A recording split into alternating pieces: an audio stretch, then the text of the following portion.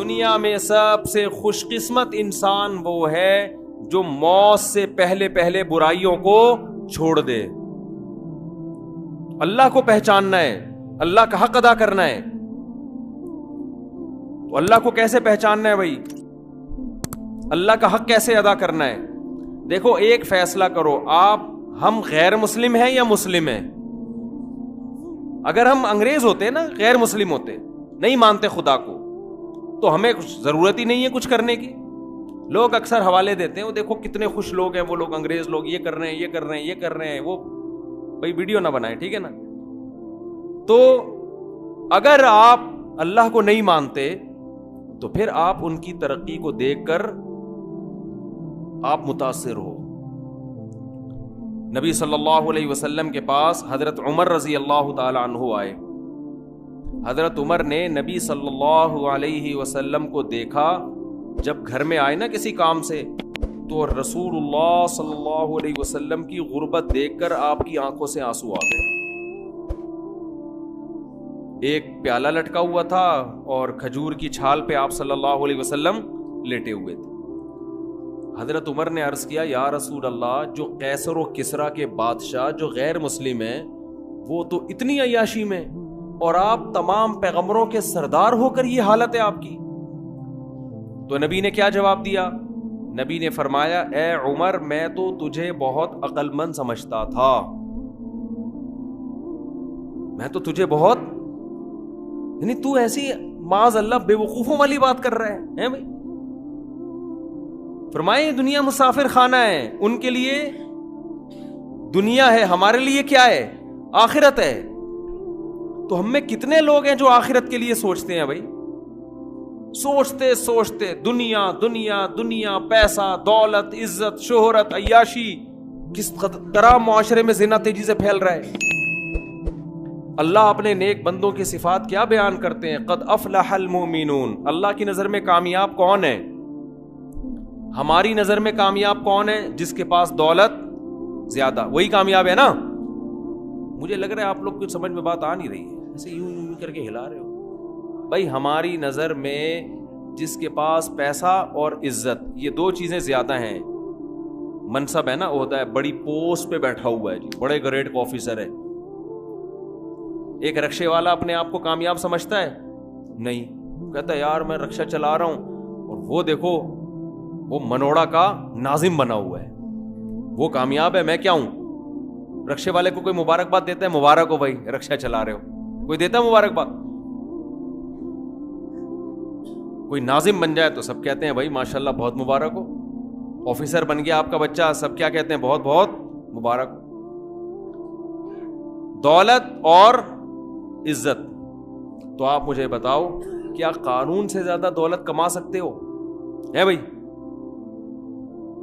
قرآن کہتا ہے قارون جو تھا نا, اس کے پاس اتنی دولت تھی کہ اس کے خزانوں کی چابیاں جانور لاد کے چلا کرتے تھے. خزانوں کی چابیاں اتنی تھی, خزانے کتنے ہوں گے؟ اس سے زیادہ میرے بھائی ہم پیسہ نہیں کما سکتے, اس سے زیادہ ہمارے بس میں نہیں ہے. ہماری چابیاں کتنی ہوں گی؟ کتنی چابیاں ہوں گی بھائی؟ ایک لاکر ہوگا, اس میں نوٹوں کی گڈی رکھ لیں گے, اور کیا ہوگا؟ اس سے زیادہ تھوڑی ہو سکتا ہے. اور وہ نوٹ بھی روزانہ ان کی قیمت آہستہ آہستہ گر رہی ہے. 10 دنوں تک خرچ نہیں کیے تو اور آدھے کی قیمت کے برابر ہو جائیں گے وہ. تو موسیٰ علیہ السلام نے قارون سے کیا کہا؟ اے قارون, تجھے اللہ نے بہت دولت دی ہے, تو یہ اللہ نے دی ہے, یہ تیرا اپنا کمال نہیں ہے. اب تو نے کیا کرنا ہے؟ وَابْتَغِ فِي مَا آتَاكَ اللَّهُ الدَّارَ الْآخِرَةَ.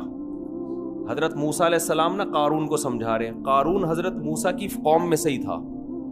تو حضرت موسیٰ علیہ السلام قارون کو کیا سمجھا رہے ہیں کہ دیکھ تجھے اللہ نے اتنی دولت دی ہے, تو یہ نہ سمجھ کہ تو ہمیشہ زندہ رہے گا, ایک دن تو نے مر جانا ہے یہاں سے. تو جیسے انسان کو جب پیسہ ملتا ہے نا, کل کے لیے بچاتا ہے کہ نہیں بچاتا؟ بینکوں پہ لکھا ہوتا ہے نا, پیسہ بچائیے کل کام آئے گا, لکھا ہوتا ہے نا. تو قارون سے موسیٰ علیہ السلام کے پاس تو پیسہ تھا ہی نہیں, غریب مسکین. مجھے یہ بتاؤ مقام کس کا بلند تھا, قارون کا یا موسیٰ کا؟ حالانکہ پیسہ بالکل بھی نہیں تھا, کیونکہ اللہ راضی تھا موسیٰ علیہ السلام سے.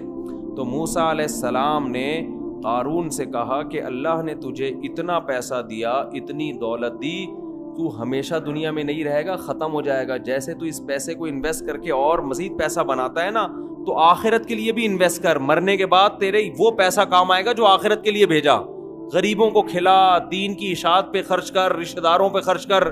وَابْتَغِ فِي مَا آتَاكَ اللَّهُ الدَّارَ الْآخِرَةَ، جو دولت اللہ نے تجھے دی ہے اس سے آخرت کی بھی فکر کر. ایک حکم موسیٰ علیہ السلام نے یہ دیا. دوسرا موسیٰ علیہ السلام نے یہ حکم دیا، احسن کما احسن اللہ الیک. اللہ نے تیرے ساتھ اچھا سلوک کیا نا، دوسرے غریب ہیں، اللہ نے تجھے بہت زیادہ پیسہ دے دیا، تو اب تو بھی مخلوق کے ساتھ اچھا سلوک کر اور تو بھی اچھے اعمال کر. اس کا شکر یہ کہ تو بھی اللہ کا شکر گزار بندہ بن جا. دولت دی ہے تو نماز زیادہ پڑھ، روزے زیادہ رکھ، غریبوں کو زیادہ کھلا، عبادت زیادہ کر تو دوسروں سے. جیسے ہمارے نبی صلی اللہ علیہ وسلم پوری رات جب عبادت کرتے تو آپ کے پاؤں مبارک سوج جایا کرتے تھے. امی عائشہ رضی اللہ تعالی عنہا نے فرمایا کہ اللہ نے آپ کے اگلے پچھلی خطائیں معاف کر دی ہیں، تو آپ اتنی عبادت کیوں کرتے ہیں؟ تو آپ صلی اللہ علیہ وسلم نے کیا فرمایا؟ افلا اکون عبدا شکورا، تو کیا میں اللہ کا شکر گزار بندہ نہ بنوں؟ جب اللہ نے مجھ پر یہ احسان کیا کہ میری خطائیں معاف کر دیں، تو مجھے بھی تو چاہیے نا کہ میں اللہ کی دوسروں سے زیادہ عبادت کروں. تو موسیٰ علیہ السلام نے قارون سے کیا کہا کہ تو نے دوسروں سے زیادہ اللہ کی اطاعت کرنی ہے، کیونکہ اللہ نے تجھ پر احسانات دوسروں سے زیادہ کی.